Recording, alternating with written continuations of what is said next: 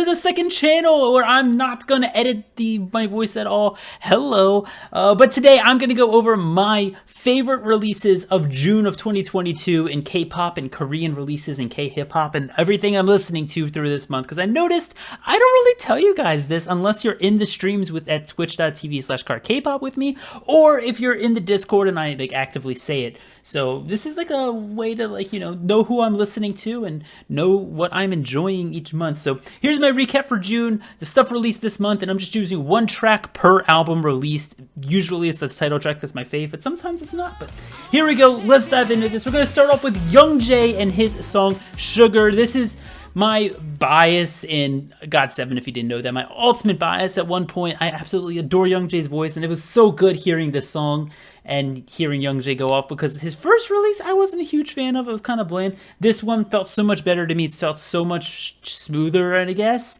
and I just really enjoy it, and I'm so happy that I finally have a Youngjae solo I truly enjoy that's not under arse though, but still very glad to have him at number 10. Number 9, the next one I have on this list is Tan's Louder. Now, I don't think it's as good as Tan's debut of Do Do Do Do. I still adore that song, but Louder definitely slapped for me. And I don't know, just that weird pre-chorus, the verse in the pre-chorus just sounds so good.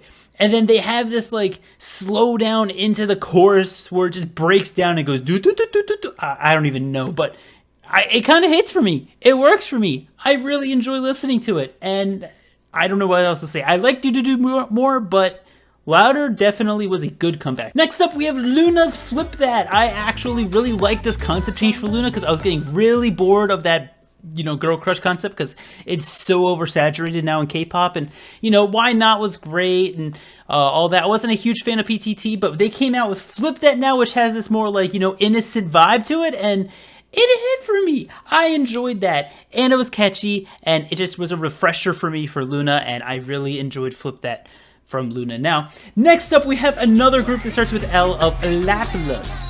I believe that's how you pronounce it. And their debut of Hitya, I think it was their debut, and that definitely hit. It was kind of girl crush, but at the same time it was different for me. It definitely slapped a lot harder than most girl group songs I listen to, even Everglow and Dreamcatcher. This, the instrumentals were just so deep.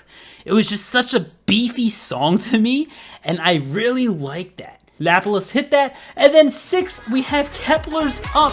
This is just catchy. I didn't like it at first, but I've come around to it as I've listened to it more. I don't know if I like it more than Wadada, but Up definitely was really good, and the more I listen to it, the more I find it catchy, and Hikaru needs more rap. I will never stop saying that because it is 100% true. Let the girl rap. Please let her go off, because I know she can, and it just hurts that she doesn't. And next up at the halfway point, we have BTS, and the first non-title track that I'm talking about, Run BTS. Obviously I'm going to pick that. It brought me back to the old times. It made me so happy, I'm listening to that old BTS sound again, with Yoongi and J-Hope and RM hitting that chorus, and it felt so good having those rappers do the very hip-hop centric chorus. I don't know, I just find myself having this one on repeat. It's my favorite BTS release in years, over 5 years. It's my favorite BTS release.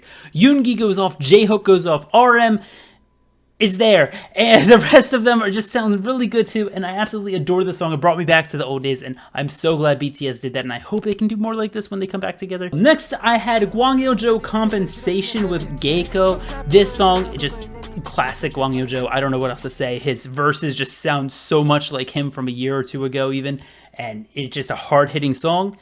Geiko lives up to it. He compliments Gwangil Jo really well with his rap verse as well, and I just love most Gwangil Jo releases. Okay, even last month I would have had On and On featuring Fana on here. It's just Gwangil Jo just doesn't miss for me. He just is such a good rapper. So top 3, Victon in Stupid O'Clock. It technically came out on the 31st, but I'm gonna include it for June because I started listening to it in June, I guess. And Stupid O'Clock fucking slaps. It is such a smooth song. Hanse's rap is chef's kiss. So fucking good. Hanse just never misses. I couldn't ask for anything better from Victon. That's such a good song from Victon, probably one of my favorite title tracks from them. At number 2, Pixy's Villain. It is such a different sounding song for a girl group. I have never really heard a girl group go that route before, and I love it. I think they did such a good job. It hit so well for me, and that is such an underrated song with only 1 million views when I'm recording this. What the fuck?